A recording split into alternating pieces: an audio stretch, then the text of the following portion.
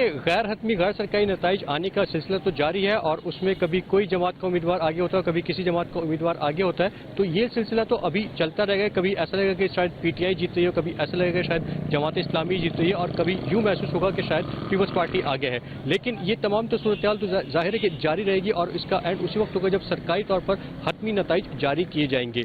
Over all situation کی اگر ہم بات کریں تو شہر بھر میں مجموعی طور پر پرامن پولنگ رہی.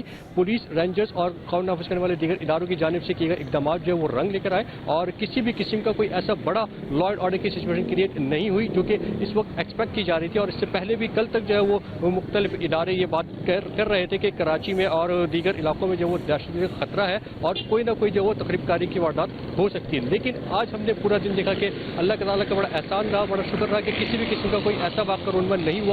چند ایک مقامات پر ضرور کوئی اکا دکا واقعات پیش آئے جہاں پہ دو گروپوں میں تصادم ہوا اور اس میں بھی یہ رہا کہ اس میں لاٹھی ڈنڈے استعمال کیے گئے, کسی بھی قسم کا کوئی اسلحہ استعمال نہیں ہوا. جبکہ کراچی کے الیکشن جو ہے وہ ان کی یہ روایت رہی ہے یا یہ تاریخ کہہ لیں اس کو, روایت تو خیر صحیح نہیں ہوگا لیکن تاریخ ضرور ہے کہ کراچی کے الیکشن جو وہ ہمیشہ اس میں law and order situation create ہوتی تھی. اور خصوصی طور پہ کورنگی کا علاقہ یہاں پہ جو وہ پولنگ کا جب اختتام ہو رہا ہوتا تھا تو اس کا آخری 1 سے 2 گھنٹے انتہائی کروشل ہوتے تھے.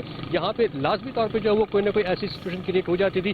بائی الیکشن میں بھی ہم نے دیکھا تھا کہ آخری وقتوں میں جو یہاں پہ 2 سیاسی جماعتوں کے درمیان مسلح تصادم ہوا تھا اور کافی دیر تک جو وہ فائرنگ ہوتی رہی تھی, ایک دوسرے کی جانب فائرنگ کی گئی, اس میں ایک شخصی ہلاکت بھی ہوئی تھی. اس کے بعد پھر پولیس رینجرز موقع پر پہنچے اور اس صورتحال کو کنٹرول کیا. اسی طرح اگر ہم 2018-2013 کے الیکشنز کی بات کریں تو اس میں بھی کراچی میں خصوصی طور پر 2013 کے الیکشن جو وہ بہت زیادہ کروشل تھے. اس دن 2 خودکش دھماکے ہوئے تھے اور اس کے بعد فائرنگ اور دیگر واقعات جو ہے وہ اس کے علاوہ تھے.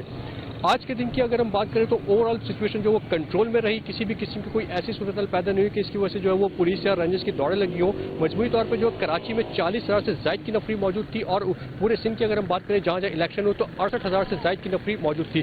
رینجرز اور کوئک رسپانس فورس اس کے علاوہ تھی. تو اس طرح سے جو ہے وہ تمام تر اگر ہم اس کو کیلکولیٹ کر لیں تو اوور آل جو ہے وہ 72,000 سے زائد کی نفری جو ہے وہ اپنے سیکورٹی کے فرائض انجام دی تھی, جن میں افسران و اہلکار شامل تھے. مختلف شہروں سے کراچی میں بھی نفری لائی گئی تھی جو کہ اس پرامن پولنگ کو جو یقینی بنایا گیا.